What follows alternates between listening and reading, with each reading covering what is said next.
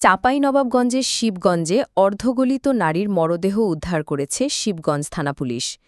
বুধবার সকালে উপজেলার মনাকষা ইউনিয়নের তারাপুর এলাকার একটি বিলের কচুরিপানার নিচ থেকে মরদেহটি উদ্ধার করা হয়।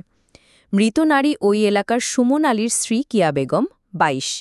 শিবগঞ্জ থানার ওসি গোলাম কিবরিয়া বলেন, গত ২৮ আগস্ট রাতের খাবার খেয়ে নিজ শয়নঘরে ঘুমাতে যান কিয়া বেগম।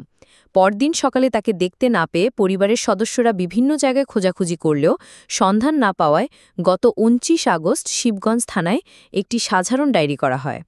তিনি আরও বলেন, বুধবার সকালে কেয়া বেগমের পিতা মির্জা শাহরিয়া খোঁজাখুঁজির এক পর্যায়ে বাড়ির পার্শ্ববর্তী বিলের কচুরিপানার নিচে অর্ধগলিত মরদেহ দেখতে পেয়ে থানা পুলিশে খবর দেয়।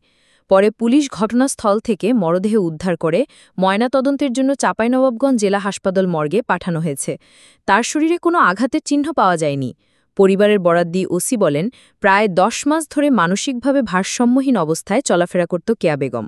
ময়নাতদন্ত রিপোর্ট পেলে প্রকৃত ঘটনা বেরিয়ে আসবে।